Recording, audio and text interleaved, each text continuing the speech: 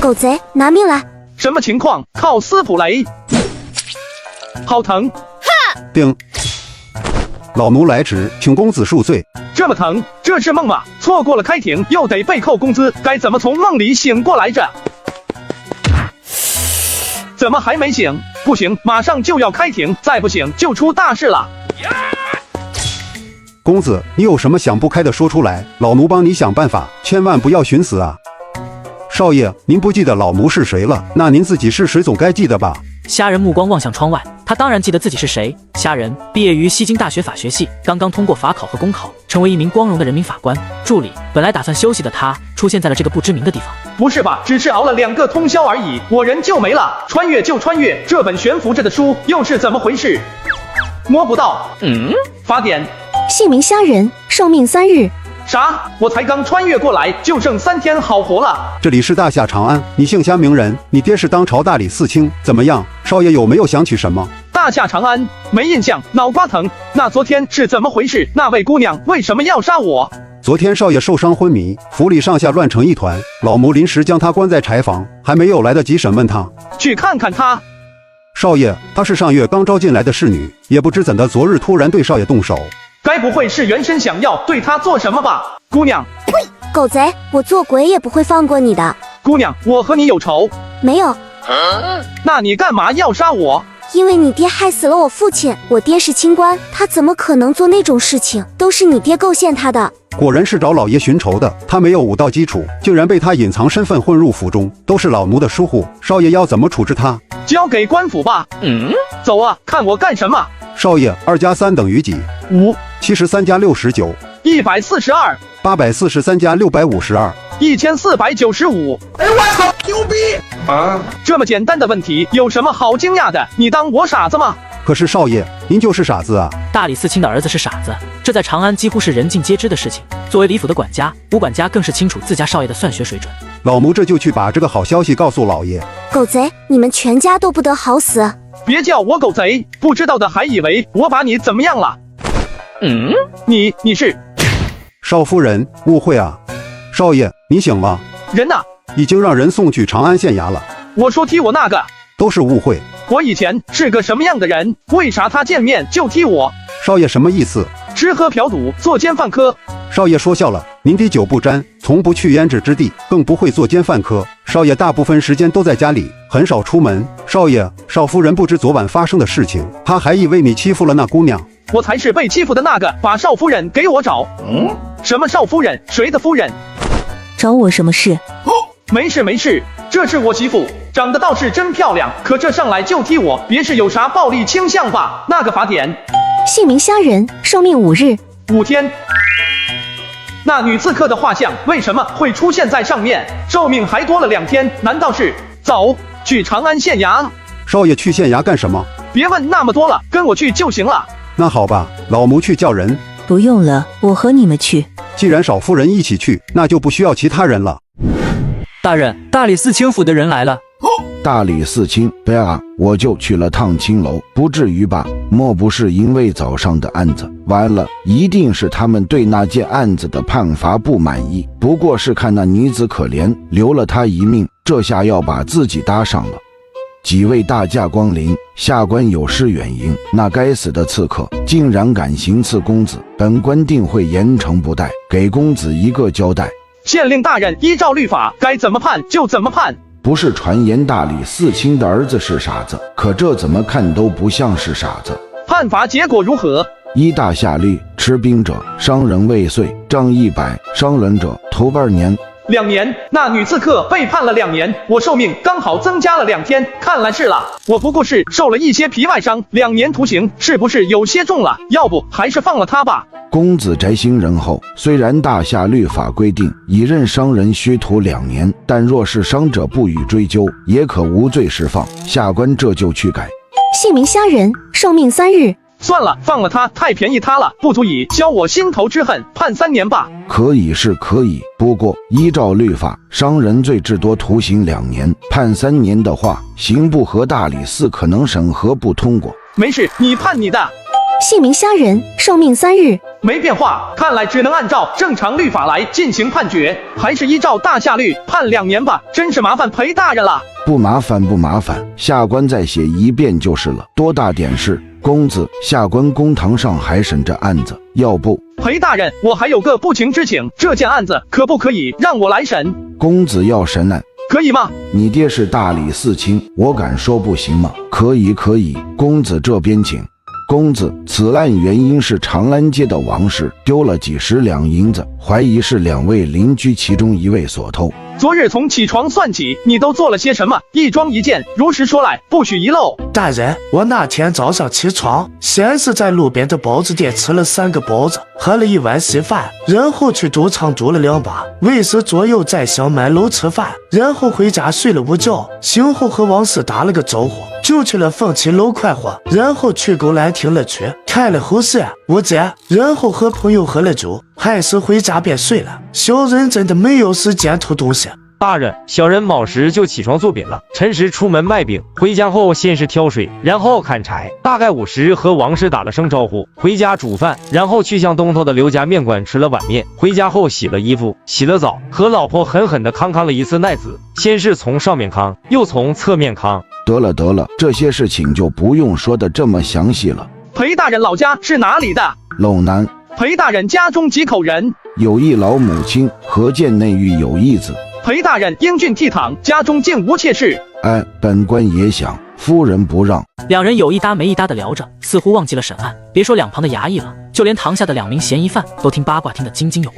你那天干了什么？倒着说一遍。小人和老婆康了一康，先从侧面康，又从上面。之前洗了澡，洗了衣服。该你了。小人4时起床，没让你正着说，倒着说。睡觉前和朋友喝了酒，在狗栏看了后事，我这听曲。等等，刚才不是说先听曲再猴戏最后5击吗？怎么乱了？这记错了。继续。是听曲之前在家睡午觉。不是在凤七楼快活吗？人家连怎么康的都清清楚楚，一件事都记不住，刚才的话定然是编的。说王氏的银子是不是你偷的？回大人，小人记性不好。记性不好，带下去，大记忆恢复术。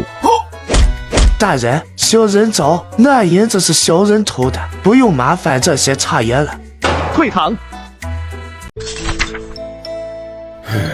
一个小偷加了6天，3年刑期加3天，流放3000里再加3天，不知道死刑又能加多少天？裴大人这里还有没有别的案子？有几件未曾宣判的案子，少爷。1刻钟之后，虾仁一脸失望。县衙剩下的几件案子，都是只剩下宣判的案子。这种案子，哪怕是他亲自手写判决，他的寿命也没有任何变动。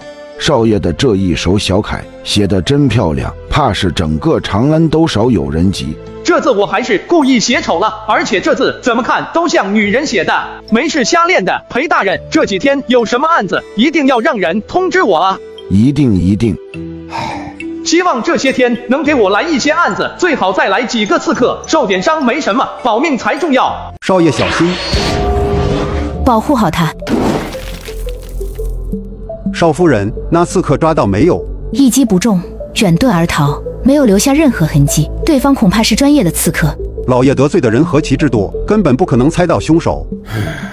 先回去吧，少爷少夫人稍等片刻，老爷今晚可能要回来，老奴去买些老爷喜欢吃的糕点。我钱袋呢？用我的吧。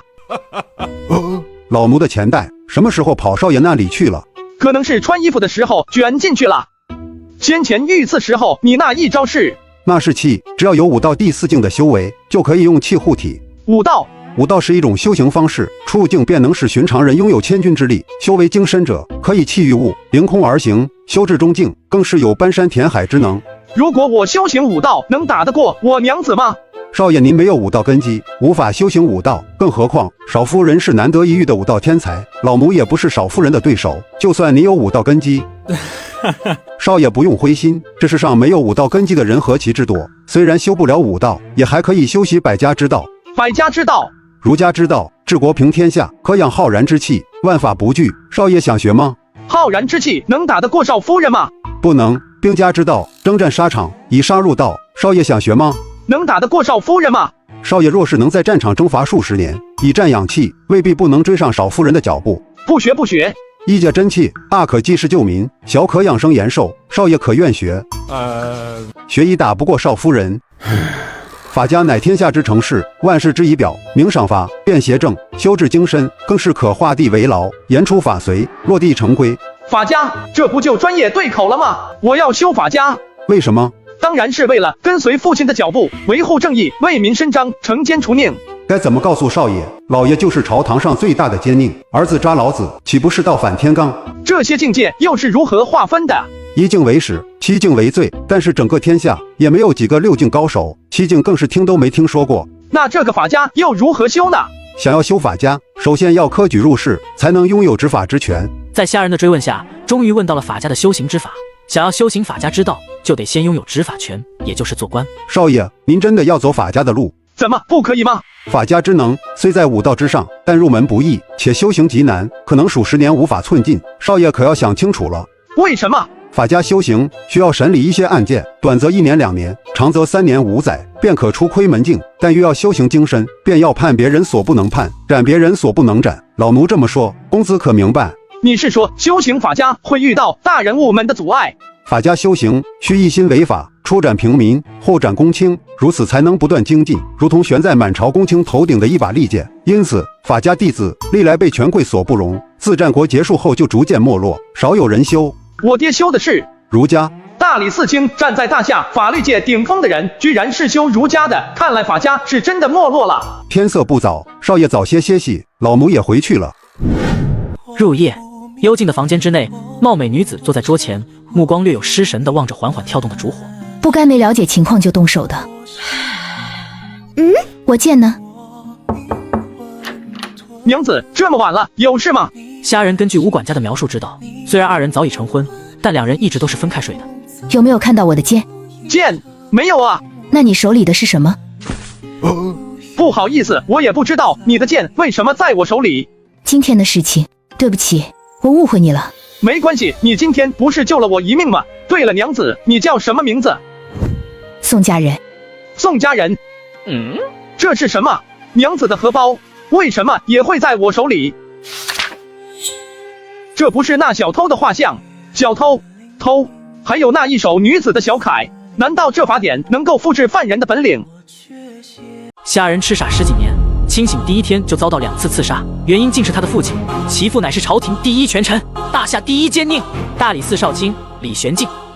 你不是说李虾人已经死了吗？我潜入李府，亲手以秘法摧毁了他的心位，又假传信的小丫鬟，让他当夜动手，就连那个死娘娘腔的主人，恐怕也以为是他们做的。本想让李玄敬和他们斗去，我们来的做山关虎，做那幕后的渔翁。可他还活着，这要怎么和殿下交代？要不你再去刺杀一次？要去你去，经此一事，姓李的定然有所提防。我现在去，岂不是自投罗网？李玄敬的手段你是知道的，我可有言在先，要是落在他的手里，别怪我把你供出来的。当我没说。老爷，少爷今天在县衙公堂上的样子，颇有老爷年轻时候的风范，可惜老爷没有看到。少爷真的和以前不一样了，老爷要不要去看看他？虾已经睡下，今天他也累了，让他好好休息吧。老爷回来的少，每次都很晚，走得又早，已经许久没有见过少爷了。不过少爷今天的确是受到了许多惊扰，让他好好休息也好。刺客的身份查清了吗？是1年前被老爷判斩决的清河县令顾文翰之女，都是老奴疏忽，让他混入府邸，险些酿成大祸，请老爷责罚。起来吧，老吴！天下想杀本官的人如过江之鲫，即便再小心，也有疏漏之处，这不怪你。府中应当不缺丫鬟，是谁召他入府的？1月前，府中3名丫鬟攒够了赎身钱，想要离府。老爷曾说过，不为南下人去留，老奴便放他们走了。府中人手不足，老奴又在外面招了3人，没想到被那女刺客混在其中。她没有武道基础，老奴也没有防备。你亲自去招人的？不是，当时老奴在陪少爷抓区区，托王妈在衙行挑的。余府的丫鬟进府多久了？像是2个3年，1个4年，婢女进府时身无分文，每个月例钱1两银子，每年12两，除去腌制水粉，偶尔出门买些糕点蜜饯解馋，便算他们年攒10两，3年30两，4年40两，赎身银100两。你有没有想过，他们赎身的银子是哪里来的？老奴还真没想这么多。王妈呢？应该已经睡了吧。说起王妈，好像今天都没怎么看到她。王妈，该死的，我就说她那天怎么那么殷勤，原来是早有谋划，吃里扒外的混账东西。我去找她。王妈不见了。没记错的话，王妈在家里得有10年了吧？整整10年，10年养了个白眼狼，养条狗都比她强。人生在世，很多事情都身不由己。3支香，老爷您在忌睡。时候不早了，去歇息吧。这么多钱，够我们后半辈子享受了。如果被你家老爷知道了怎么办？要是被抓回去，不得被抽筋剥皮？怕什么？不被他抓到就是了。今天晚上我们就离开长安，离开大夏，去大楚，去大齐，他的手还能伸到那里。我们后半辈子。你干什么？谁跟你后半辈子？这么多金子，什么漂亮的女人找不到，何必对着一个人老珠黄的？你们男人果然没有一个好东西，人家冒着生命危险赚来的金子，为的就是和你私奔，你居然忍心杀了他。谁？给你个痛快。以你们的本事是逃不掉的，等到落在那个男人手里，想死可就没有这么痛快了，所以你们得谢谢我。这么多人，这是怎么了？昨夜发生了一桩命案，一位富商被谋害在了家中，正巧他昨日50大寿，有不少宾客在家中留宿，只好将他们都带到县衙。老爷已经问了一早上的话了。命案，公堂之上，裴哲的头都快要炸了。这富商家中留宿的宾客，不是富商巨贾，就是朝中官员，既得罪不起，又不能放他们走。各位，住手，放着我来。公子，你也看到了，下官现在脱不开身，等下官查清了烂子，再好好招待公子。裴大人查出什么了？1个早上了，一无所获。反正一时半会也查不出什么，不如让我试试。公子要怎么查？这里乱糟糟的，不是审问的地方，先把他们关进大牢。公子，这不好吧？这些人大都身份不凡，有些甚至是朝廷官员，虽然品阶不高，可也是实打实的官绅。我保证2个时辰之内就放他们出来。这狗贼，去，没空理你。原来都不用审判，只要将凶手关进牢房，法典上就会出现他们的画像。不过虽然已经确定了凶手，但也不能凭空给他们定罪，该走的流程还是要走的。裴大人可以带他们过来了。裴大人有什么话快点问，本官回去还有公务呢。要问你的不是本官，而是这位公子。此人是谁？是何官职？是何爵位？他无官无职，也无爵位。无官无职，无官无职有什么资格审问本官？他是李大人的儿子。李大人的儿子怎么了？李大人的儿子就能坏了朝廷规矩吗？那个李大人，李玄敬大人，张大人作为大理寺丞，应该比我熟吧？瞎了下官的狗眼，竟然没有认出公子，还请公子息怒。公子想要问什么尽管问，下官一定知无不言，言无不尽。李下人接下来的审问格外顺利，20几名官员，不管是什么官职，都十分配合。李下人问一句，他们回10句，态度还好的出奇。你们都可以出去了，他们可以走，你留下。还有你，大人，为什么？公子，为什么偏偏留下那2人？他们有什么问题吗？刚才被关押在牢房中的人，大多都在低头思索，但在我询问那些官员的2刻钟内，关在2处牢房的这一男一女，偷偷对视了68次。若非心中有鬼，又能怎么解释？他一边问询，一边还能分出注意力，观察到5个牢房200多人中，有一男一女对视了68次。来人，去查一下那2人的身份。难道是？裴大人看出什么了？那男子名为崔泽，是长安一名新晋的富商；那女子名为张小云，是郑员外半年前新纳的第8房小妾。崔泽和郑员外无冤无仇，没有作烂的动机，但若是他和郑员外的小妾有奸情，这一切就很合理了。公子，接下来怎么办？长安县衙大牢内，崔泽靠在牢房冰凉的墙上，脸色煞白，心中更是惊恐无比。怎么可能？这怎么可能？明明做的天衣无缝，那个人是怎么知道的？一个时辰，居然也没有人来提审我，到底是怎么回事？4个时辰，他水米未进，崔泽自身大富大贵，每日山珍海味，面对这一碗馊饭，实在是难以下咽。就在这时，他的鼻尖忽然闻到了一股浓郁的饭香。烧鸡、蒸鱼、红烧肉、佛跳墙，还有这米香，这是东北的顶级香米。那女子真的快招了，可不是嘛？要不然大人能下这么大的本钱，是我也招，后招只有死路一条。先招的人虽然免不了流放，但好歹也有一线生机。什么？他招了？该死的那个贱人，是他先勾引我的，害死郑员外，然后再谋夺他的家产，也是他的主意，到头来死的却是我。大人，我招，我全招。同一时间，大牢另一边，那男的真的快招了。角落的一处牢房内，年轻女子听着2名狱卒四世随口说出的话语，虽然没有说什么，但却难掩失落地叹了口气。以我对崔泽的了解，他的脑子是抵不住这明显的离间之计的。完了。公子，崔泽招了，那郑员外是他和张小云共同所杀，两人奸情已久。据他所说，这一切都是那张小云指使的，他只是一时受了蛊惑。崔泽招供之后，张小云对此也供认不讳。这2人能判死刑吗？依大下律，此2人同谋杀害郑员外，两者皆斩。不过崔泽乃从法，且主动招供，可从轻发落，当杖100，徒3年，流放3000里。裴哲写下判词，只等2人签字画押。李下人随手翻着大下律，忽然注意到另一则法条：诸下人奴婢谋杀主者皆斩，谋杀主之其亲者绞，以伤者皆斩。李下人想着先前被侍女刺杀一事，看了长安县令一眼，以他对大下律的了解，不太可能会犯这种错误，但李下人并未指出来。不会吧，他该不会知道我在之前的案件中有意轻判。与此同时，长安街深处某处高门之内，大人，蝴蝶落网了。继续说。郑天兴已死，郑府一干人等今日一早都被抓进了长安县衙，但不久之前，除了蝴蝶和崔泽，所有人都被放了出来，他们恐怕凶多吉少。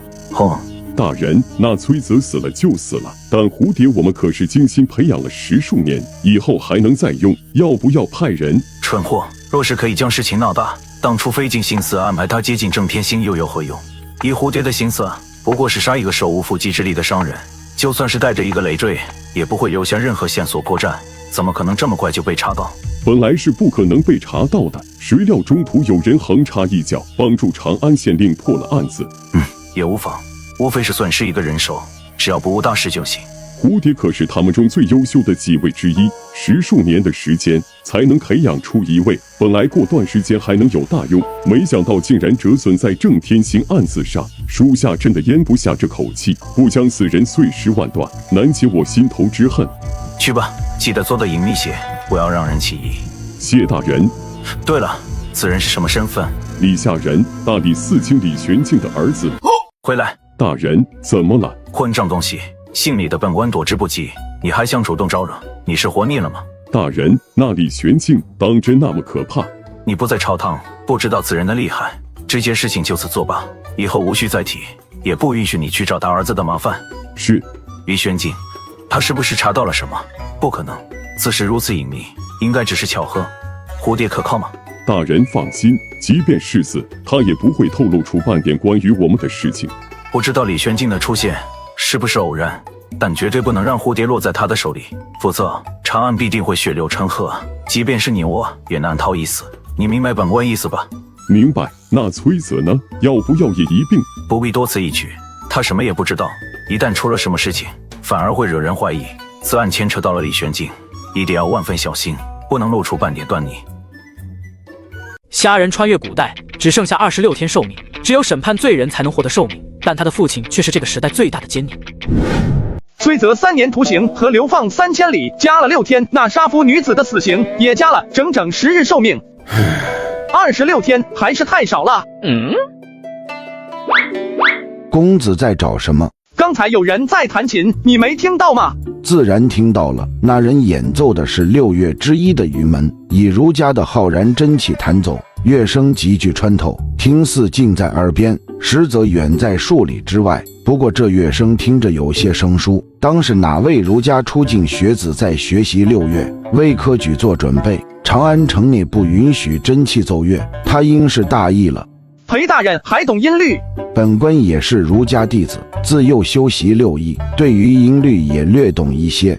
其实略懂只是他谦虚的说法，儒家弟子不一定都精通音律，但通过科举金榜题名的儒家弟子，对于礼、乐、射、御、书、数等六艺，无一不会，无一不精。不知道裴大人的浩然真气修行到第几境了？听到李下人的话，裴哲一愣，然后默默地低下头。裴大人别小气啊，我就是想见识见识。裴大人修行这么久，儒家第4境应该有了吧？您一朵正气之云，让我开开眼吧。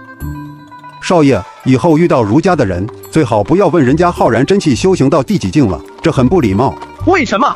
儒家之道，修身、齐家、治国、平天下，这9个字说起来容易，做起来可就难了。年轻人初生牛犊不怕虎，心中秉持正义，自然能养浩然正气。可一旦入朝为官，时日久了，少有人能坚持本心，本心不在，浩然真气便难以寸进，甚至不进反退。有些人做官久了，甚至连一丝一毫的浩然正气都无法凝聚。难怪我爹不也是修行儒家的吗？他修行到第几境了？这个问题老奴也不知道，少爷以后自己去问老爷吧。长安县衙刚刚送走了李下人，裴哲还没来得及松口气，牢头便匆匆跑来。大人，不好了，张小云在牢里自尽了。对不起大人，是属下失职，一个没看住，他就撞墙自尽了。看来他也明白，比起斩首，自尽还能留个全尸，这不是你们的错。尸体暂时存放在停尸房，本官会如实上报的。早知如此，何必当初？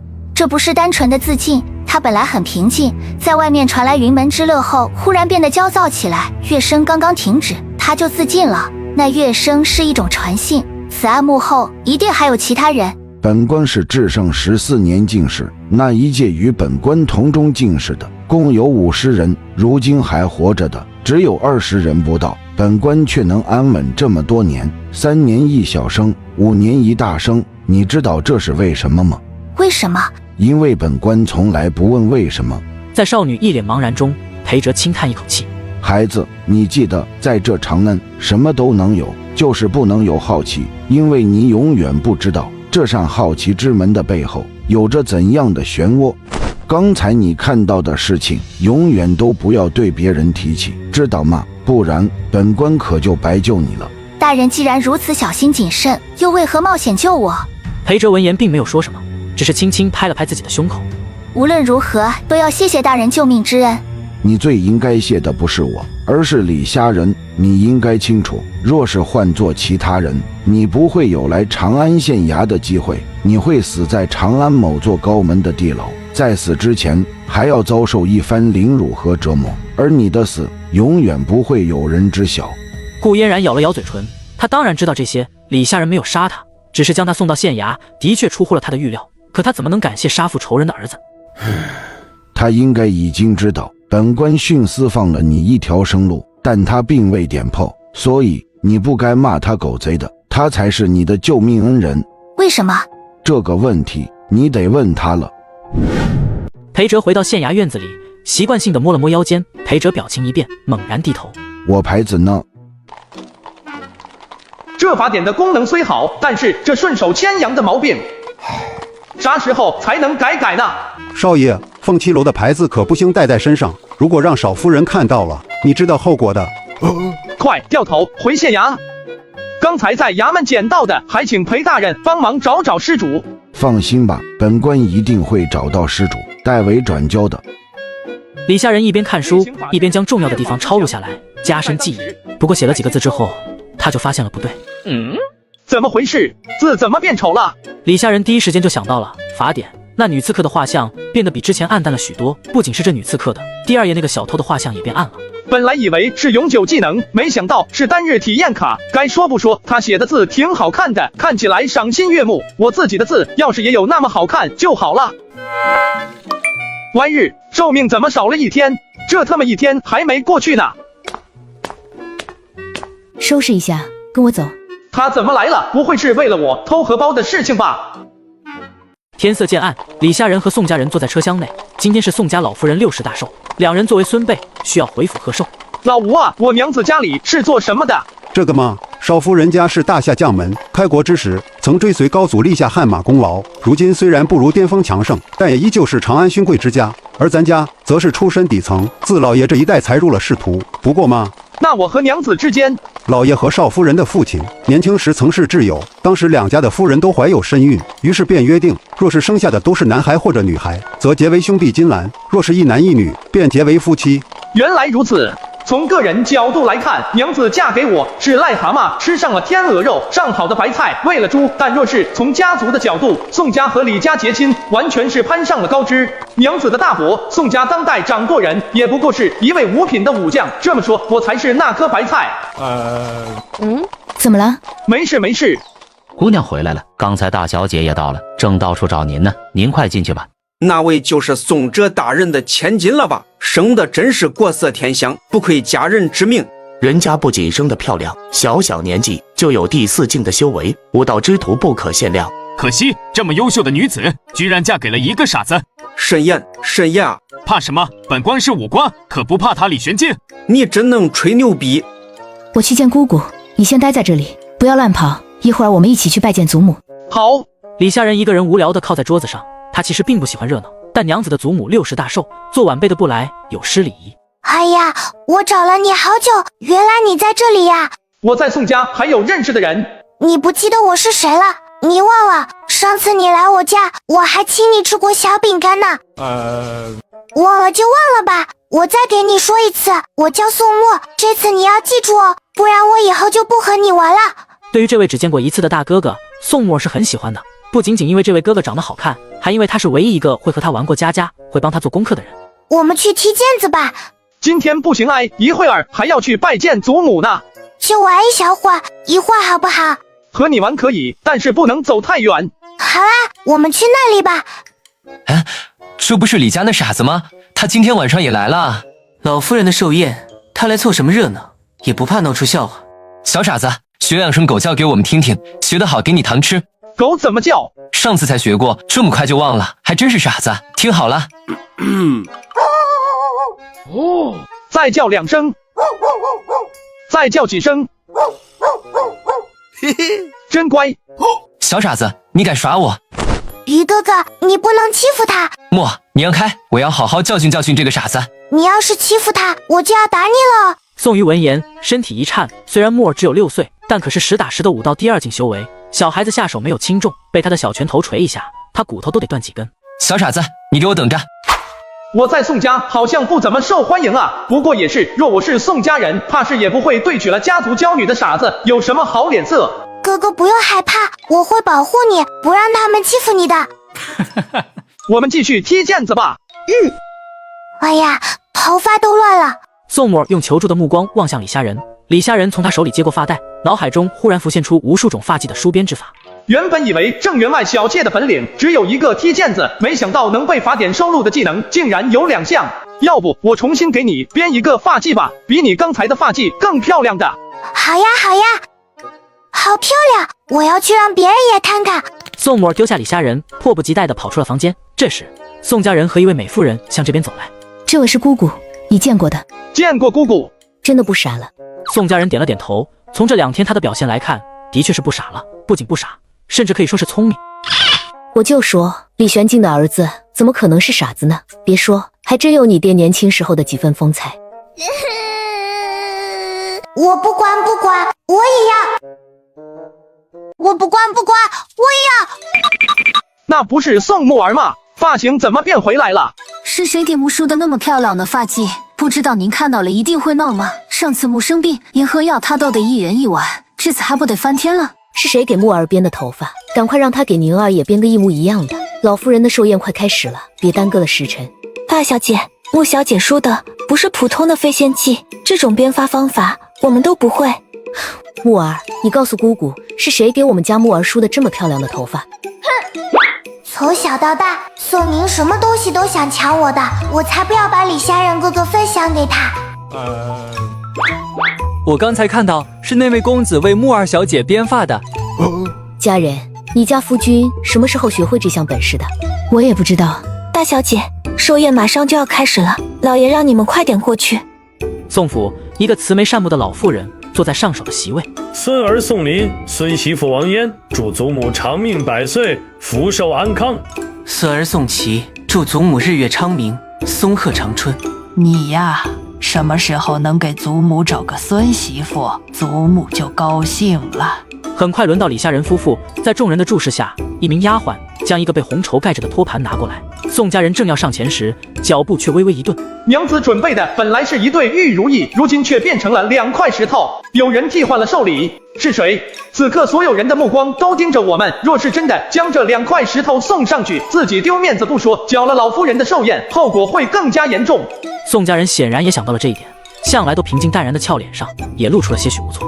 我和家人也有一首诗要献给老夫人，祝老夫人萱草长春，松鹤延年。哦，献诗。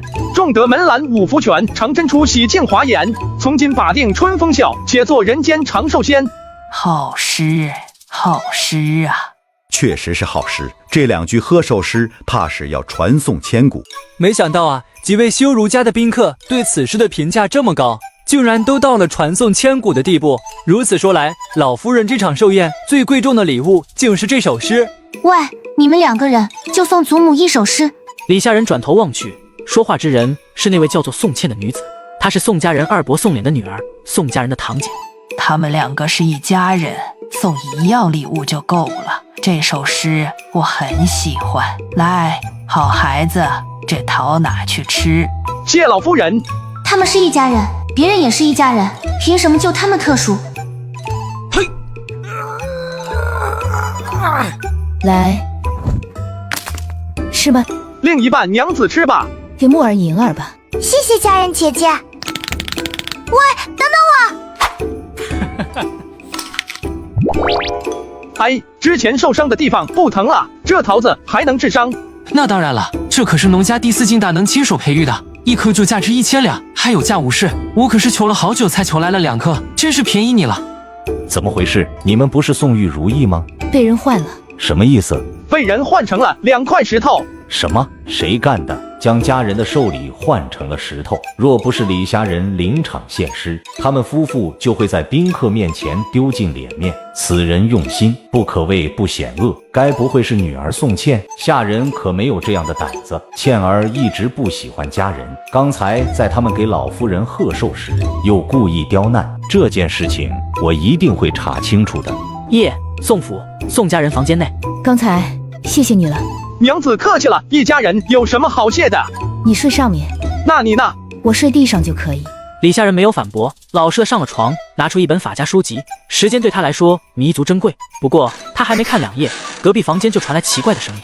隔壁是宋茜夫妇的房间吧？没想到娘子的这位堂姐看起来一副大家闺秀的样子，背地里这么反差。2人在房内听着声音都有些尴尬，好在声音不到3分钟就停止了，房间又恢复了安静。娘子，你和宋茜是不是有什么矛盾？她从小就不喜欢我。也是，同样都是宋家女子，年龄也差不了几岁，一个一无是处，另一个却容貌与武道天赋俱佳，2人肯定会经常被拿出来对比。宋茜能喜欢他才怪。你真不中用。娘子，这个是什么字？不认识。那这个呢？不认识。这个？不认识。不认识。沉默，久久的沉默。李家人觉得他应该不至于认识字不告诉自己。娘子，难道你不识字？话落，宋家人的目光淡淡望向他。没关系，多大点事，不识字没什么，我们一文一武，把日子过好，比什么都强。宋府一道身影靠在眼角。原来不是傻子，有趣。哥哥，你快看，这是干什么？小点声，这是好不容易才从娘那里偷到的胭脂。要我来帮你画？求求你了，家人哥哥，你要让我变得比宋宁更漂亮啊！皇宫早朝刚下，无数官员从一座大殿陆陆续续的走出来，陪着前方几名官员正在议论一件事情。什么？李大人的儿子不傻了？何止不傻，那份机变，年轻一辈中没几个人能有。那首贺寿诗，就连徐大人都称赞不已，说他的诗才，年轻一辈无人能及。当真？还能有假？昨夜在宋老夫人的寿宴之上，本官可是亲眼所见，亲耳所闻，如此的年轻俊杰，怎么可能是傻子？怪哉，这有什么好怪的？有其父必有其子，你们也不想想他爹是谁？依我看，过去的这些年，他有可能是在故意藏拙。你们想想，宋家会让天之娇女嫁给一个傻子吗？这李公子还真是奇怪，明明字都认不全，诗却做得那么好，更是写得一手罕见的好字。裴哲回到县衙，远远的，裴哲就看到公堂上人影绰绰，还伴随着金堂木的声音。我鸠占鹊巢，判了裴大人的案子，裴大人不会生气吧？怎么会呢？李公子的爱好也当真是奇特，也不去青楼，也不爱听曲，竟然喜欢判案。那就好。除了这些，还有没有其他的案子？今天应是没有了。裴哲作为一县之令，他的职责有教化百姓、劝课农桑、征纳赋役、兴养立教等等事情。听讼断狱只是他职责的一小部分，能隔几天抽出一点时间来做，已经算不错了。快要用午膳了，贱内今日包了饺子，公子要不要一起吃点？在他看来，像李虾仁这样的高门公子，对于膳食应是极为讲究的，于是就随口一问：饺子，今天早上走得急，早饭都没来得及吃，正好有些饿了。那一起去后衙吃点。走吧，我很喜欢吃饺子的，正好尝尝嫂尊夫人的手艺。他应该是真的喜欢饺子吧？看来他是真的喜欢吃饺子。尊夫人厨艺如此精湛，裴大人真是好福气。公子若是喜欢，可以常来。那就要麻烦裴夫人了。裴大人，郑员外的小妾还在县衙大牢吧？或许是知道难逃一死，昨日公子刚走，此女就在大牢撞壁自尽了。做人还是要遵纪守法啊！李虾仁刚刚踏进院子，就看到了两道小小的身影，两个小姑娘穿着一样的衣服，梳着一样的头发，其中一位略施粉黛，漂亮的像是小仙女一样，而她身旁的另一位则是撅着嘴，眼眶红红的，明显是哭过的样子。该不会要找我化妆吧？这能力可是已经过期了，要使用可是要花我1天的寿命。姑爷回来了，姑爷，您就给宁小姐也化一个和穆小姐一样的妆吧，求求您了。不过任他怎么哀求，也不管宋宁儿哭得多大声，李虾仁就是无动于衷。这下我们一样了，我们回家。果然，他并不是想要一个漂亮的妆容，只是姐姐拥有的东西，他也必须要有。姐姐没有了，他也可以不要。幸亏娘子没有这么一个妹妹，要不然我这辈子都没有好日子过了。你不喜欢宁儿？当然了，那次李虾仁哥哥去我们家，您都不和他玩。李虾仁哥哥想玩他的藤球，他也不给，还说不和傻子一起玩，最后还是我将哥哥哄好的。是因为这个吗？真正的原因，李虾仁当然不能说，好在木儿已经帮他找好理由了。谁让他不给我玩藤球来着？你想起以前的事情了？就想起这一件。他有时候聪明的过分，有时候又这么的孩子气，难怪木儿这么喜欢他。哥哥，我们去踢毽子好不好？你和家人姐姐去玩吧，哥哥要去看书了。那我不踢了，我的算学功课还没有做完呢。哥哥你看书，我在你身边做功课好不好？当然可以，都是一个爹妈生的，连长相都一模一样。木儿和宁儿性格差距怎么这么大？娘子她自己不也是一样，整天都和木儿在一起。心中法是要遵从心中的准则吗？法家气息，他入门了？不对，好像还差一丝。李虾仁哥哥，这个问题怎么解呀？哥哥在想事情，去问你家人姐姐。你家人姐姐呢？算了，我来看看。今有赤兔同龙，上有27头，下有72足。问鸡兔各几何？鸡兔同龙啊，列一个2元，依次方成组就行了。来，我教你。我知道了，一共有9只兔子，18只鸡。原来是这么算的，居然这么简单。破案、作诗、算学，他竟然都会，好厉害。哥哥，你家的饭菜真好吃，比我们家的好吃多了。我记得吴管家说过，家里的厨子好像是高薪聘请的10家，御膳房的掌厨无一例外都是10家。木儿，你回去以后千万别说你吃我家好吃的饭菜了，尤其是别告诉宁儿。为什么？如果不告诉宋宁，那在哥哥家吃的这顿饭不是白吃了？你别问为什么，总之千万不要告诉宁儿就对了。夜晚，一辆马车缓缓行驶在长安街头，此时早已过了宵禁，但对于这辆马车却无一人敢拦。马车经过时，还会恭敬地站在路边目送马车通行。老爷回来了，少爷刚刚睡下，老爷要是早1刻钟回来就好了。昨夜宋府发生的事情，老爷也知道了。知道了。老爷，少爷这首诗写得很好吗？算不上多好，但却有些意思。老天有眼啊！老奴就说，老爷的儿子怎么可能是傻子呢？少爷小时候经常一个人在老爷的书房玩，难不成是那时候学会这些的？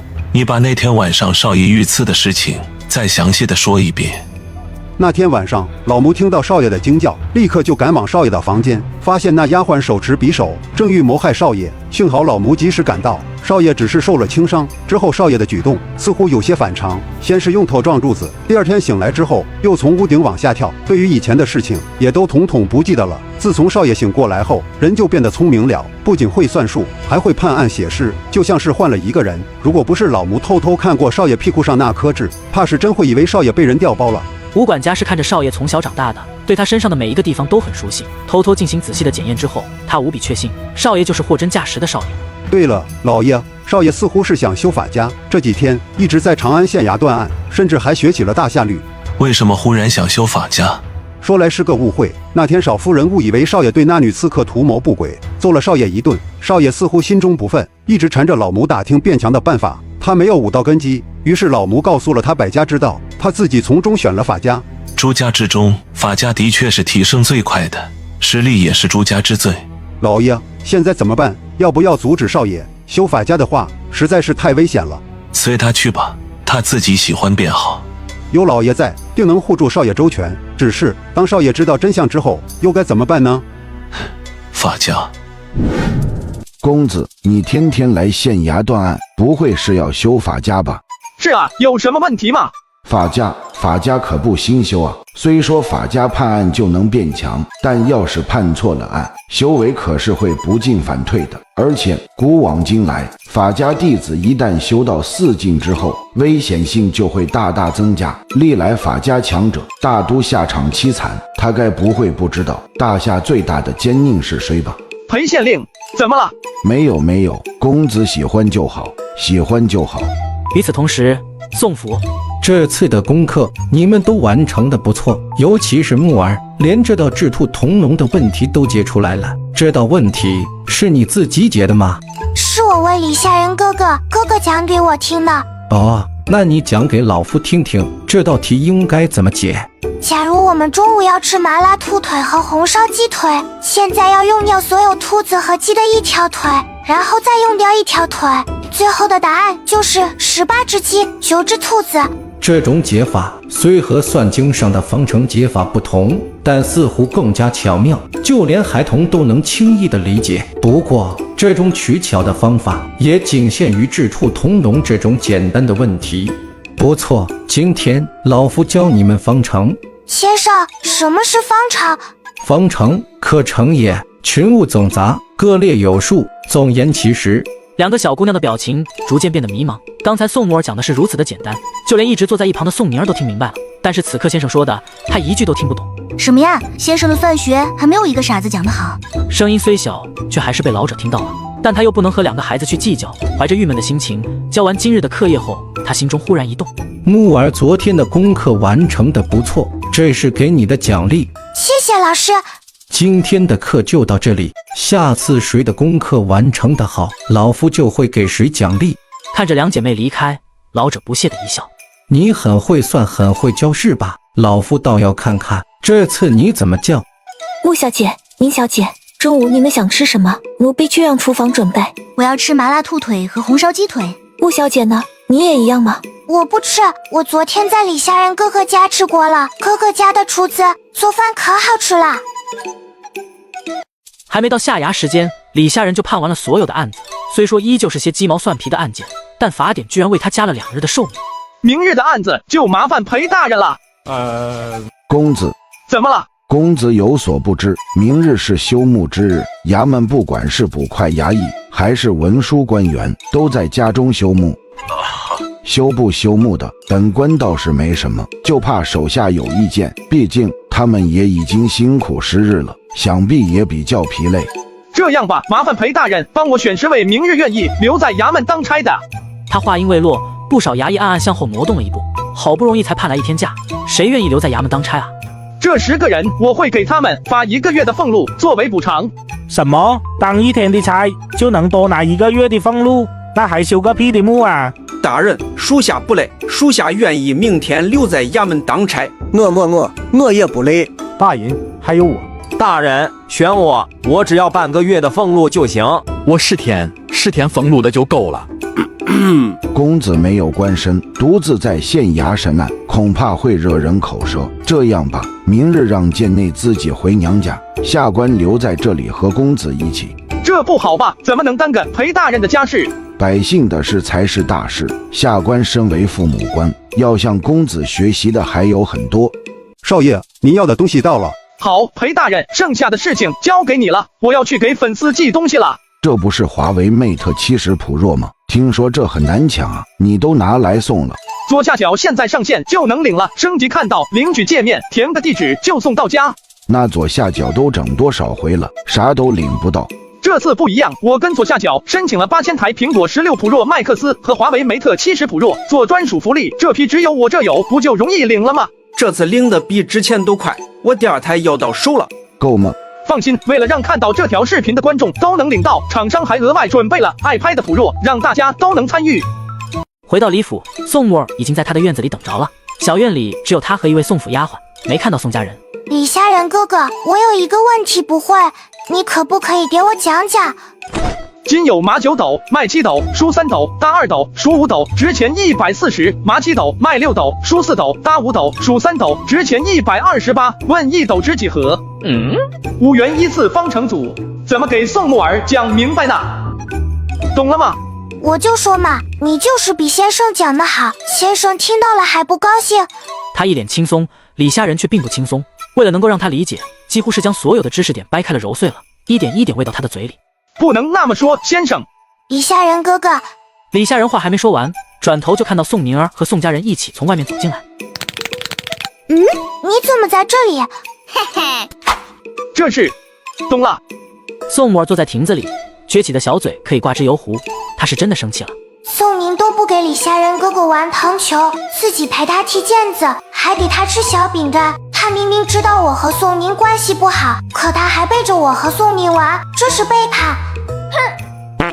你们长得一模一样，我把他当成你了。真的？骗你，我是小狗。好啦，我不怪你了，都怪宋宁。我们约定一个暗号吧，只有我们2个知道的暗号，对不出暗号的就是宋宁。面对他的提议，李虾仁只能答应下来。经过2个人的一致讨论，最终将暗号定为12345，上山打老虎。李虾仁哥哥，你左下角我真的领到了。必须的，我再额外加一批华为3折叠做隐藏福利，数量有限，你们都赶紧试试。这回不难领吧？简单，认准我左下角进入，首充1元就能领648的满街神装和 VIP 100倍加速升级苹果华为秒发货。这什么马麦熟打数的，只是题目就写了1页纸。现在小孩子就要学这么难的算学了吗？宋沫过来也是问李虾仁问题的，他刚才已经讲过1遍，再讲1遍，当然是轻车熟路。原来这道题这么简单。如果小的时候教我算学的是李虾仁，而不是那个老头子，如果早些遇到他就好了。虾仁姐姐，你看看我的功夫有没有进步？这特么是6岁的孩子，搞了半天，他上次说要保护我，还真不是随口说说。正在李虾仁震惊中，小院的门口传来脚步声。他好帅，不是真特娘的帅。少爷，老爷回来了。李虾仁在很小的时候，父母就因故去世了，父亲这个词语对他来说有些遥远。此刻面对这位第一次见面的陌生人，那2个字更是怎么都说不出口。伤好些了吗？前天寿宴上，老夫人赏了1颗农家的寿桃，已经痊愈了。想不起来以前的事情了？一点都记不起来。没关系，记不起来就算了。平日需要什么就告诉吴管家。只是和李虾仁说了2句话，中年人也显得有些无措，便转身离开。这位当朝大员，看样子似乎也不善于和儿子交流。你很怕他吗？他们说李伯伯的手段很厉害，好多人都死在他手里。谁说的？于哥哥他们。大理寺是负责刑狱案件的，在大夏地方官衙的权力有限，流刑以上，包括死刑，都要由大理寺卿复核签字。这么说倒也没有错。他杀的都是坏人，木儿是好人，就不用怕他。我脸上有脏东西？没有。没有，你看我干嘛？看就看嘛，看一眼又不会少块肉，多大点事。宋老夫人60大寿，我爹怎么没去？这个老爷若是亲自参加宋老夫人的寿宴，给宋家的就不是惊喜，而是惊吓了。可能是因为老爷公务繁忙，少爷也知道老爷是大理寺卿，又掌握着监察百官的明镜司，位高权重，每天都需要处理很多公务，有时候实在抽不出时间。那天晚上似乎也没有看到岳母大人。少爷有所不知，早在10多年前，宋大人和宋夫人就分道扬镳了。那以后，宋夫人就离开了长安。10多年前，娘子今年也才18岁，这岂不是说她和我一样，成长的过程中几乎没有感受过母爱？难怪娘子没有一点女人味。和吴管家聊了一路，除了宋家的事情外，李家人还从吴管家口中得知，自己父亲这边没有什么亲戚，母亲那边似乎也已经人丁断绝了。夫人过世之后，老爷也没有再续弦，李家以后还要靠少爷开枝散叶。可少爷和少夫人现在这样。今天不是休沐役吗？以往休沐役衙门大门都是关着的，这是咋的？瞧一瞧，看一看了，走过路过不要错过。县令大人今日公开断案，县衙文书免费写诉状，限时1天，机不可失，失不再来。大家有冤的申冤，没冤的捧个人场。你这是？这不是没见过这种场面吗？你这是换新手机了，旧的呢？卖了呀！我发现转转最近配合国补发放了大额回收补贴，我那台苹果14 Pro Max 就转到上门回收，还卖了4100多。他家现在回收品类很多，像平板、笔记本这种数码产品、LV 包和腕表之类的奢侈品，转转都能回收。总之二手回收我推荐转转。那名衙役喊得脸红脖子粗，围观众人看得一愣一愣。有人活了一辈子，这种场面还是第一次见。我说老刘，这县衙怎么搞的和青楼揽客、菜市场叫卖一样？你们2个回去换上常服，然后再欠钱不还，还敢打我，我这就抓你去见官。欠债还钱，天经地义。你欠钱不还，还殴打债主，今日判你速速还清欠款，并吃50，以儆效尤。若仍拒不还钱，罪加3等。衙门会帮你变卖家产还债，你也得免不了遭受杖刑之苦。那欠钱之人瞬间被吓得面如土色，从怀中取出1块碎银，还给了那汉子。随后，2名衙役将他绑在衙门口的石狮上，用竹条在他的屁股上抽了几10下，打得那人哭爹喊娘。围观的百姓眼中却越来越亮。不是，他们来真的啊！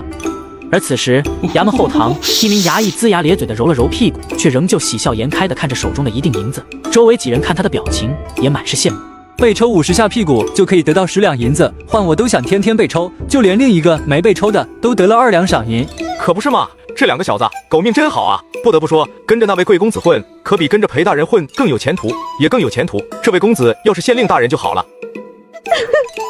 这位大姐，你不要害怕，不管你有什么冤屈，我们都会为你主持公道的。我家相公总是打我，这个你们能不能管？能，当然能。来人，把她丈夫传唤来。他是你的丈夫吗？大人，这是我们夫妻的事情，衙门也不能插手吧？在你们家里，这是你们的家事；在衙门，这就是衙门的事情。我只问你，你娘子身上的伤是不是你打的？大人，我以后再也不敢了。早知如此，何必当初以大下律，以手足击人者吃40，伤及以他物殴人者杖60，折齿毁缺耳鼻者徒1年。你数次殴打发妻，致使他身上多处淤伤，折损1齿，一律判你杖60，徒1年。你可服气？大人，我家相公可不能坐牢啊！那你想要怎么样？我只要他以后不再打我就是了。大人，您放了我家相公吧，我不告了。说告就告，说不告就不告。你们当衙门是什么地方了？这些官差休沐日还要来衙门为百姓伸冤，是被你们这么消遣的吗？民妇不懂律法，大人恕罪。你是苦主，既然你说不告，便免了他的徒刑。不过徒刑可免，他还是得受50笞刑，囚3日，以示惩戒。日后若是再犯，罪加1等。谢大人。多谢大人手下留情，小人发誓以后再也不打老婆了。李下人挥了挥手，让2名衙役将他带下去。片刻后，李下人看了眼法典，表情忽然一愣。那男子的画像居然是亮着的，法典是很挑剔的，这说明他在某方面有着过人之处，最起码是千里挑一，甚至万里挑一的水平。这位大姐，你家丈夫有没有什么特长？就是他身上比别人明显厉害的地方。他那个特长？哪个？就是那个我家相公那方面很厉害，每天晚上都要折腾至少半个时辰，有时候甚至1个时辰。1个时辰，